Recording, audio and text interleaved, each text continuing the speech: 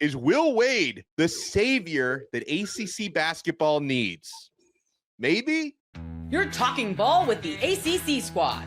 From Florida State to North Carolina, from Syracuse to Miami, and from NC State to California, it's the local experts of the Locked On Podcast Network bringing you scoops, breakdowns, and the most comprehensive preview of the upcoming ACC weekend. Hang on, it could get loud, it could get heated, and it will definitely be fun. Squad up, you're part of the ACC squad. Shout out to the everydayers, and thank you so much for making the Locked On ACC squad your first listen and your first watch today. We're available free wherever you get your podcasts. We're free on YouTube. We're part of the Locked On Podcast Network, your team every day. Today's episode is brought to you by TurboTax. Ready for stress-free taxes and the most money back? Head over to TurboTax.com today and get matched with your expert. We're going to talk some football on this episode because all of our teams have spring football in progress. I am Alex Stano covering Miami with Locked On Canes. We got Jackson Holzer from Locked On Syracuse, Kenton Gibbs and Grayson Boone from Locked On Wolfpack, Isaac Shade from Locked On Tar Heels and Locked On College Basketball. We'll talk about top spring football storylines so far. Yeah, hoops. We'll talk ACC tournament and what it's going to take to get a fourth team in the NCAA tournament. But guys, Will Wade, who of course has been super successful wherever he's been, including his cameos on those old wiretaps. Will Wade, who has been super successful, VCU, Chattanooga, LSU, McNeese, is being linked to multiple jobs in the ACC, including NC State. So I'm going to let either dealer's choice, Kenton Gibbs or Grayson Boone, you can buy the first round amid these Will Wade links. Well, first of all, Dono, are you a sports analyst or a historian? Why are you bringing up old stuff? Those wiretaps, everything that he did back then is legal right now, okay? If I scream free Sherwood Blunt, scream free Sherwood Blunt for SMU, I want Will Wade free to come to the ACC for NC State. By the way, Will, I know people talk about the money might not be right. I, like all Wolfpack Nation, we shaking the change cups loose, brother. We turning them over for you. You know, I got everybody on Locked On ACC to bring in their change receptacles. Fellas, bring them out for me. Bring them out for me. Will, all of this could be yours if you come to the ACC. Does he take Apple Pay? Hey, Apple Pay, Venmo, Zelle, we'll pour it all out for you. You see, even UNC fans is pouring it out for you, Will. We love you, brother. Look, all I'm saying is he's being linked to the NC State job the most right now, but there is also a world where he comes to the ACC and does not go to NC State, which would break my heart into a million little pieces, because not only would he be in the ACC, but he would be potentially right down the road at his alma mater at Clemson if Brownell was to take a job elsewhere. Now, I will say this, with Clemson getting an uneven revenue share, they should be able to pay him, get him a raise, get him kept and happy and away from Indiana, but you never know. Get him a good-ass offer. But again, to hell with Clemson. Strong. Come on. I botched the Will Wade quote. I'm sorry. We got even stronger offers for you. Grayson, take it away, brother. I'll tell you what, I might be buying one of the first rounds here, but I'll go ahead and pour it out for Kevin Keats. Of course, NC State is being linked to Will Wade because head coach Kevin Keats was fired on Sunday, just 1 year removed from winning the ACC tournament and taking NC State back to the Final Four for the first time since Jim Valvano in 1983. A lot of Wolfpack fans were kind of waiting for this. In fact, we expected it to happen before the magical run happened a year ago, but it's kind of crazy. Kent and I have been told pretty consistently over the course of this season, regardless of how bad it went, to not expect Kevin Keats to be ousted until he was ousted. And the season was so poorly. We still need all that change. Don't put it away. Yeah, don't put it away. Don't put it away, Isaac. Just leave it where it is. I think he owes that change to Belichick. NC State missing the ACC tournament for the first time basically ever was embarrassing enough to get Kevin Keats out. For him to be fired is a statement from Boo Corrigan, the AD, and NC State that they are ready to be competitive on a greater scale. And being linked to Will Wade would be a home run hire for NC State. Has a little bit of a checkered past with all the FBI stuff. Like Kenton likes to say, he's just ahead of his time. Getting some players a little extra coin, just ahead of his time. But yeah, man of the people, really. Man of the people. You know who else was a little bit ahead of their time? Let's talk about Kelvin Sampson. Here right? we go. You know, it's like we've got dudes like the Rick Pitino, right? Like guys who are like phenomenal basketball coaches that have been exiled or exonerated for some reason or another, and they're just dudes. And at some point, like it's kind of different with Chris Beard, right? Like that was a moral thing that caused him to get out of Texas. Right. Phenomenal basketball coach. I can't touch what he's doing in his personal life, but these other guys, bring on Will Wade, y'all. This dude is 55-10 in 2 years at McNeese. Hey, you want to know the biggest gap in any conference this year from first place to second place? Wild guess. McNeese won by 5 games this year. Bring Will Wade to the ACC. We need great coaches. That's why we're falling apart right now, because of the exodus of all these dudes. Will Wade can help start a new era. Carolina fans calling for you. Well, let me give you a statement followed by a question. Now, this statement's crazy. All that Will Wade has already accomplished in multiple different spots. 42 years old. So if NC State can turn this guy into someone who maybe doesn't mind spending a decade plus there, you have the opportunity. I'm not saying it happens, but you have the opportunity to try to build a Will Wade dynasty. And so, okay, let me pose this question. Whoever wants to answer, if Will Wade arrives in the ACC next year, does he immediately become the most high-profile coach in the conference, considering everybody we've lost over the recent years? No. But he would be up there. Yeah. You don't beat Shire. You don't beat Shire out there. Yeah. Like John Shire's doing just okay at Duke, but he would certainly be up there. And he's also one of those coaches where you don't have to ask the question, what can he do? How's he going to be as a head coach here at a high major program? There's too much trial runs going on right now in the ACC. That's all it is right now. They're all just trial runs. I mean, what can this guy do? Can he really be a head coach? And I want to give credit to NC State here, because you know what they're saying by this firing? Magic carpet rides are not good enough. Magic carpet rides are not enough to save your job. Let's be real. NC State, if they lose in the finale of the ACC championship last year, they don't make the ACC tournament. They don't make the NCAA tournament, and they probably fire their coach then. Lo and behold, obviously, they have that magic carpet ride to the Final Four. Thank you so much. We really appreciate it. But that is not good enough, because that is not a sustainable long-term strategy for success. And then you miss the ACC tournament this year. And of course, in his parting statement, he has to say something about how he wasn't properly supported or anything like that, which is now every coach's, it's in the book right now. It's all in the list of excuses. It used to be, recruiting, we never can get the talent from high school. And now it's simply, we just didn't have the NIL. Bull crap. Enough. You're not very good. It's okay. Will Wade is a far better coach, and this would be a fantastic hire for NC State. And I wish that there were other schools in the conference that would follow suit of NC State. They know that this guy is not the guy. They're not going to try to sit here and wait around any longer, and they're just going to go out and get someone that is simply better. A great example of that is Indiana, which is funny as we have this conversation. Indiana should have fired Mike Woodson last offseason and hired Dusty May, who is from Indiana. He was at Indiana. Where does he wind up instead? At Michigan. Now they're wishing they had it. Like it's a whole perfect thing. By the way, Aladdin, I need you to give us a little snippet of that song while you're talking about Magic Carpet Ride. Come on, Jackson, bring it. Let's hear it. No, you don't. I will. All I'm saying is this. Everybody is talking about Coach Kevin Keats getting fired. Oh, there's no security, job security. Listen, Coach Keats did something that no coach at NC State has done since Jim Valvano. God rest his soul. However, he also ushered in 2 of the worst seasons in NC State basketball history. It's like if you say, I'll never leave my wife, no matter what she does. And then you come home one day, the house is on fire, she spent your savings on the car, and she's like, oh, I quit my job, by the way. That may change your mind a little bit. Well, based on the fact that, wait, I thought she was kind of normal before this. Like, this is what this season was. It was an absolute dumpster fire in which the can't get right-itis would not leave NC State. So this isn't a traditional, oh, he was all right. This was a middling team and they fired him. They were terrible this year. You ended your season by losing to Miami. Ouch. You ain't got to talk about it.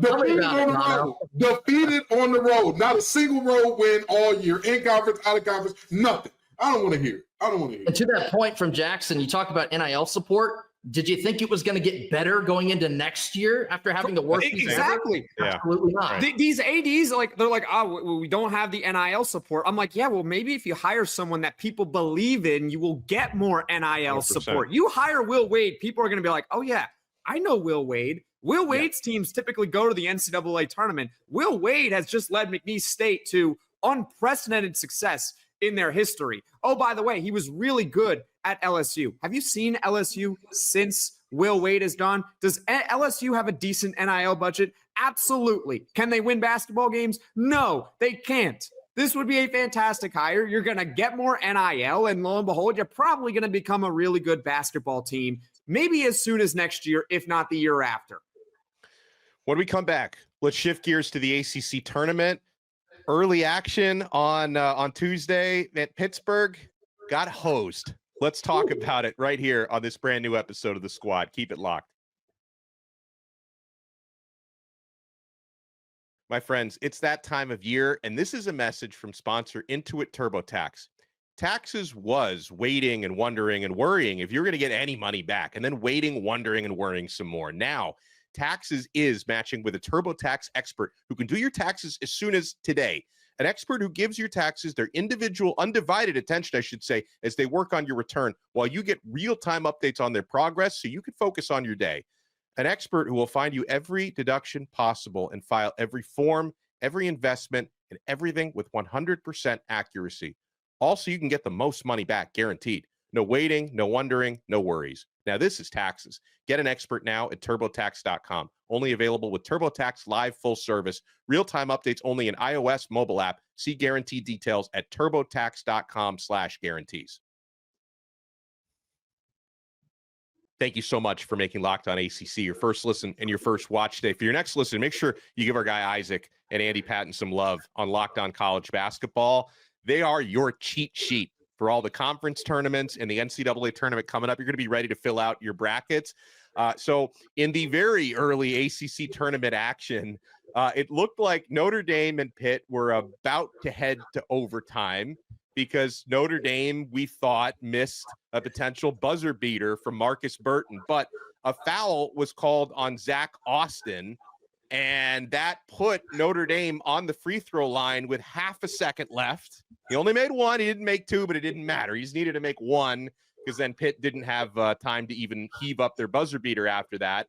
And so it's one of these things that, like, I want to let Isaac by the first round here because I see the way you're shaking your head. Listen, I know bad calls happen in most every game, but that was probably the most untimely of bad calls that I've seen in a while. The referees literally gave Notre Dame a regulation win. Yeah, and first, just to correct the record a little bit, it was Tate Davis, not Marcus Burton, that hit that free throw at the end there. But what's funny about it is now Notre Dame is going to be playing North Carolina tomorrow. I know that pretty well, and I also remember back to the lone regular season meeting between North Carolina and Notre Dame. In Notre Dame, Carolina's down 3 with 14 seconds left. Carolina gets a 4-point play to go in the lead. Marcus Burton, to Dono's point, comes down the lane, kind of gets fouled by Elliot Cadeau, both a hand check and a bump. Guess what? No call. And it's funny how those two things were so wildly different. Here's my biggest issue. If we're calling those ticky-tack fouls throughout the game, great. Maybe you do that in that moment. This was a wildly physical game, which is what Pitt's MO is all the time. And so I feel like because the refs have allowed, like, it's almost like in baseball. If you're so used to a certain strike zone and then the umpire changes how they're calling that, you don't know how to hit or pitch. In this scenario, we cannot have refs adjudicating the end of game differently than they do the rest of the game, which is already an issue because people are going to advocate for swallowing your whistle here anyway, regardless of how the rest of the game's been called. This is a massive miss, and Coach Capel has every right to be wildly upset. Everybody thought that Southwest Airlines was going to have the worst call of the day by charging people for their luggage. And the ACC ref said, hold my beer. I got something worse for you. Coming right down the pipeline at the end of regulation. But I 1,000% agree with Isaac. I'm not one of those people that's like, rules are rules, and that's just it. If you don't want the call, don't foul. Because playing a sport for 17 years, I know I've played on crews that you know you're not going to get a holding call all game. I played on against that. I played against crews where you could tell, like, it feels like they got something against us. And I wouldn't even go as far as to say that. But in this moment, it just felt insane because, again, Pitt wasn't the only one being physical. Notre Dame matched their physicality for much of the game. And you didn't have players fouling out left and right. So to see that call in that particular moment was just so disheartening because, again, it was a phenomenal game. It was a phenomenal game. Stress-free as a Wolfpack fan because I don't give a damn what's going to happen in the ACC tournament now. My team's at home, you know. But, I remember thinking throughout that game, man, this is 12 seed versus 13, even matchup. It was tied most of the way, lead changes, physical, and then they had to go and finish the game like that. Well, we should have gotten overtime. Absolutely. Yeah, the overall vibe of the game aside, just the foul call by itself, it was completely phantom. There was little to no contact at all. And to end a game like that, it's brutal. And maybe this is a step too far, but that ref should probably not be involved in the rest of the ACC tournament. That is how bad of a call that was, even though I won on FanDuel. Sorry. Here's another thing with it too. If it, like, sometimes you got to make a call if it's winning or losing. If he just doesn't make a call there, we're just going to OT. Yes, exactly. Let the players decide it in that scenario. I think is another part of that. Real quick, by the way, game 2 is happening in real time. Cal's up 2 on Virginia Tech with 1 minute and 8 seconds to go. Another close one. So I'm going to be that guy because I agree. It was a bad call. It was a bad call. Phantom call, not good at all. Should have gone to overtime. Pitt, you have a right to be upset. But what's rule number 1? Don't get yourself in that position in the first place. There you go. Sure. Don't put your fate in the hands of officials. Ever. It's not a good idea. We talk about long-term success, right? Trying to win 5 games in 5 days into the tournament and then winning all those games in the tournament. That's not a recipe for success. You know what else is not a recipe for success? Putting your fate in the hands of the officials. Because you know what? They might screw up. They might make a bad call. Even the dogs are disagreeing with you, Jackson.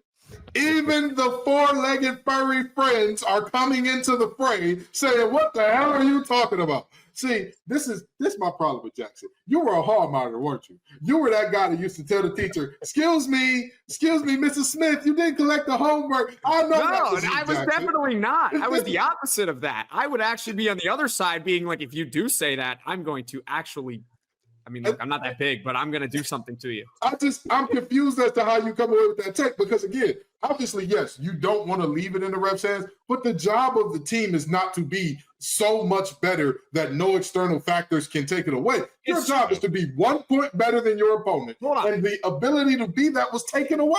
But hold on a second. We had this conversation all the way back in September and October when we were talking all this football and Miami was getting all these calls going their way. And every single time we come on here talking about the referees are not rigging the game for Miami or anything like that. They simply make judgment calls. And guess what? They're also human. So sometimes they just screw up. Your job as the opponent is to not leave it so that the official has to make a judgment call because they could get stuff wrong.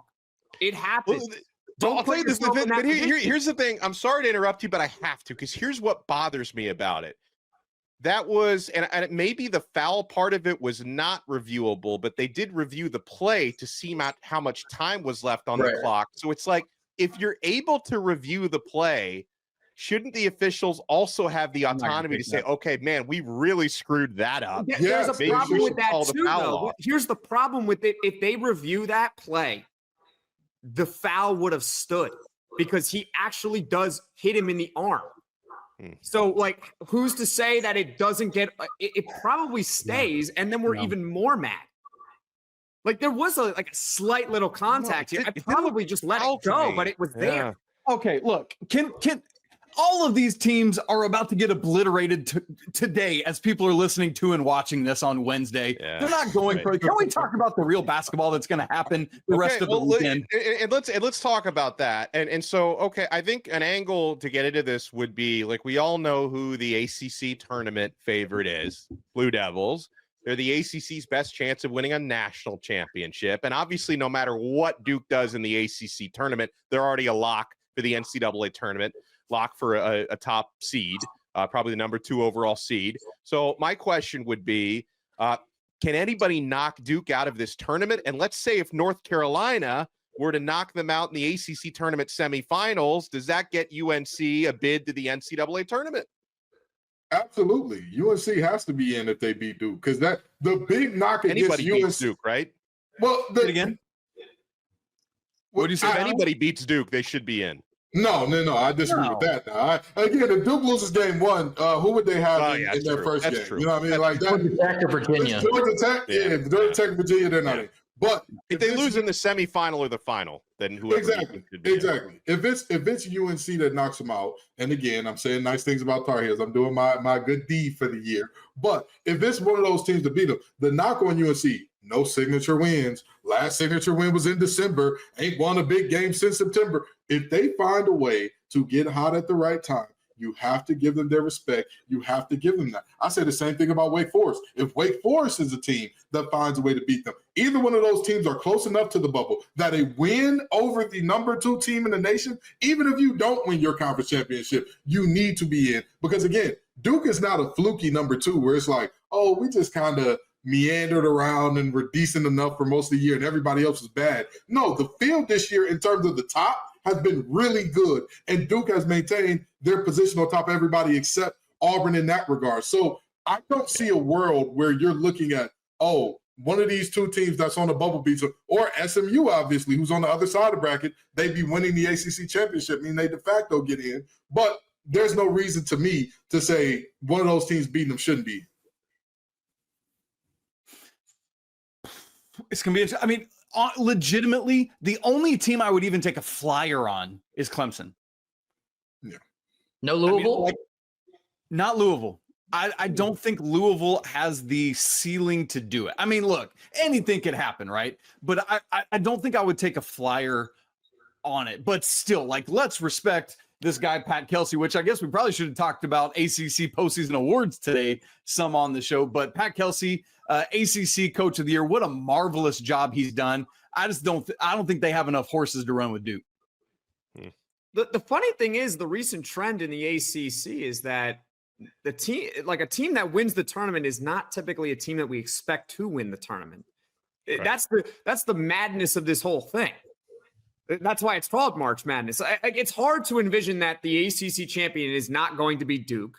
And then if you say it's not Duke, then it's hard to say, well, is it going to be Clemson or Louisville? At the same time, if I'm going to take a flyer on anyone here, I'm going to put it on Carolina. Yeah, that's the team that I would say, if there's any team in this field that I think could make a run that we don't expect to make a run, it's Carolina. Because they're also on the bubble right now. They kind of need to make a run if they want to get in. And they have talent. It's there. They have it. They just haven't gelled together, and they haven't been consistent enough this season. But you just need to come together for one game at each time. And if they're able to do that with the talent that they have, they are that one sneaky team I would say, you know what? Maybe they can make a run. But it's funny because I don't know exactly when this is going to air. They're playing at 2:30 on Wednesday. They could lose to Notre Dame. That's the funny part of this. And let me slide in really quick, Dono, because I know we got to move along. But one of the questions for Duke is motivation. Do they care about this week at all? Or are they so locked in on the big dance that they're just kind of 60% in it this week? Well, hold on. How do you 60%? Yeah, they're too young. They're too young to not be locked in. You got to be locked in. I don't think they're going to just go. I don't think they're going to, like, the coaching staff, if they are the ones who can, quote unquote, mail it in. If they want to sit here and say, you know what, we're not going to play Cooper Flag all this time. We're not going to play Canupo all this time. We're going to rest our guys and we're going to play our bench the entire ACC tournament. Sure. Isaac, you probably know better than I do. Is there any team in the history of college basketball that has ever done that during the conference tournament where they just rest all their starters?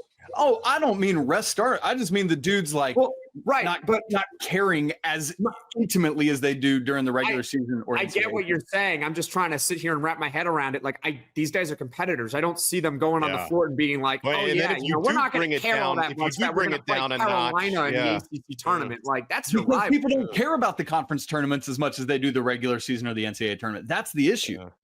Yeah. Well, I don't know. Like, I Kevin can't Keats see did. the athletes taking the floor and just being like, we don't care. Well, let's shift gears and talk a little football on the other side. Biggest spring football storylines from Miami, UNC. UNC's definitely got some. NC State and Syracuse. You want to keep it locked right here on this Locked On Squad. Looking to optimize your nutrition this year. Factor makes eating well easy with chef-prepared, dietitian-approved meals that are fresh, never frozen, and ready to heat and eat in just 2 minutes.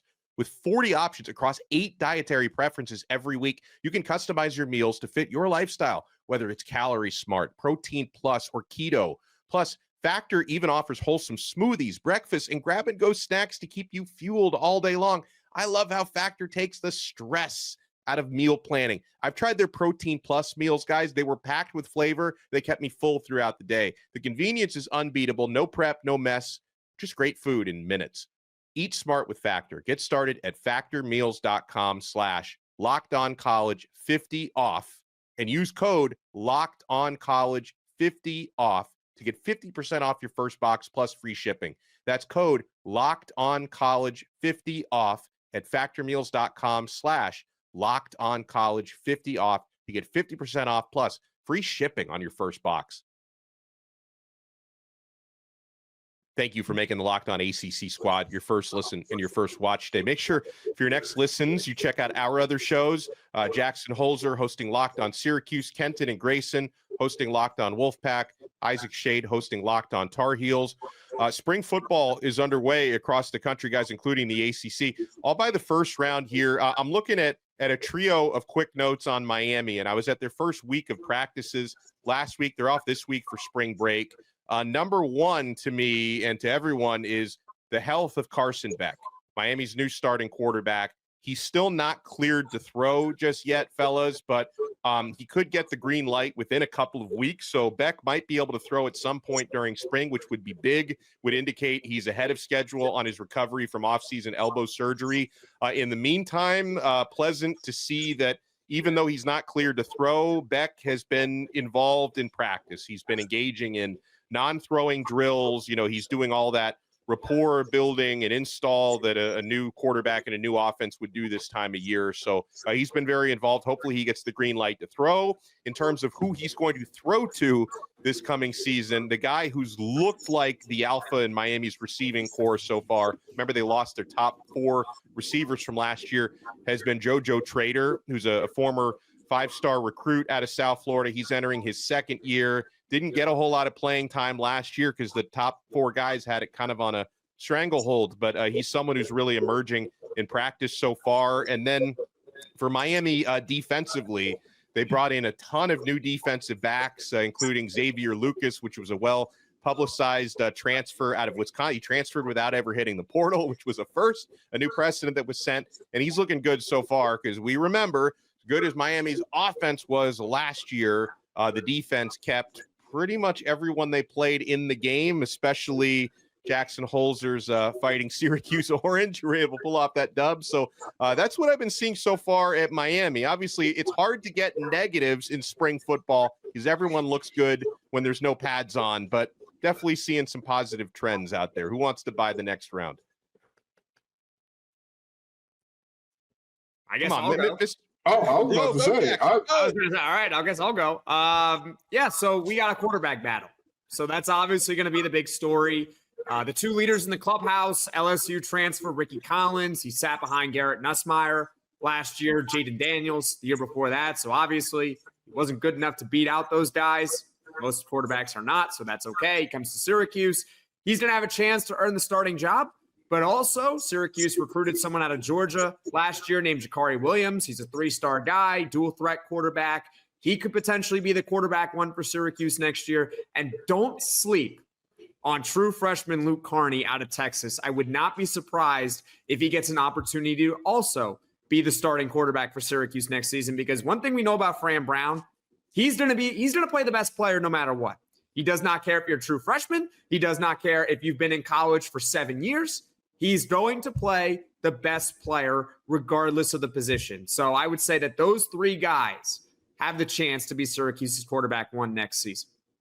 one thing about NC State, you're not only breaking in one, but two new coordinators. You've got a new offensive and defensive coordinator, and you're working on a situation where you had virtually a mass exodus at like 11:59 the day before the portal closed. It was like, everybody's here, everybody's back. LOL, JK, we're all going, see ya. So it's one of those things where you're developing a chemistry amongst a lot of transfers and in a new system. Even with Roper being a holdover from the offensive staff that was under an eye and company, you're still going to see a very different system. It goes from an offense that is predicated on we want balance and we want all these things to we're going to go up tempo. It's going to be NASCAR pace. We're going to be downhill, no frills. Everything we do, rolling, go. Every time that ball is down by a ref, we want to be right on top of it. It's a very different philosophy than what we've seen in the past from NC State, which could serve them well because the wide receiving corps is by far going to be one of the strengths of that team. So, that's probably the biggest non-player specific storyline coming out of Raleigh. And in addition to that, having two new coordinators, that's probably related. NC State has elected to close off all spring practices to the media, and they will not televise their spring game. I saw that's kind of an epidemic going around college football. I'm not sure if we're the only ACC team to do it so far, but NC State wants to lay low. And I think after falling well short of expectations last year, Coach Dorn's kind of looking for a little reset. They don't want the limelight on them. They just want to be about their business. We'll see if that pans out for them in the spring. You talk about not telling anybody anything. Welcome to having Bill Belichick as your head coach of the Fort Knox and Chapel Hill. Good grief. Look, the position battle for Carolina is obviously quarterback as well, similar to Syracuse, which, like, you think back to Mac Brown 2.0. You had 3 years of Sam Howell. You had 2 years of Drake May. And then you had last year's melting pot of, I think the five of us probably could have got a couple snaps, boys. I did. Do what, Dono? I did get a couple snaps. Dono did. I thought I saw you out there against JMU. I knew it. It was you in the end of the fourth quarter. But you look at guys who were quarterbacks on this roster last year, and just listen to where they are now. You ready? Jacoby Criswell, ETSU, Connor Harrell, Charlotte, Michael Merdinger, Liberty, Max Johnson, on the recovery train, I guess, right? Like, and so just in the fact of where those guys left, they didn't transfer to another high major. They're at ETSU and Charlotte and Liberty. That's what we're talking about here. Coming into the preseason, I think it's either going to be true freshman Bryce Baker, who was wildly sought after and recruited. Coach Belichick did a great job to hold on to him as lots of suitors came knocking down the door after the coaching change. And then Ryan Brown, the Purdue transfer. When his name came across the wave, I was like, huh? And then the more you start looking into it, the more good things you hear behind the scenes about this young man. And I'm just like, all right, we'll see what happens. But I think it's going to ultimately be between the two of them. And we'll see whether it's the transfer or the true freshman. Well, good stuff by all. Want to make sure you check out all of our shows. Isaac Shade covering Bill Belichick and Tar Heels basketball, of course, and college basketball and Locked On College Basketball. Grayson Boone and Kenton Gibbs from Locked On Wolfpack. Jackson Holzer from Locked On Syracuse. I am Alex Stano from Locked On Canes. And we'll talk to everybody next time on another episode of The Squad right here on the Locked On Podcast Network. Your team every day.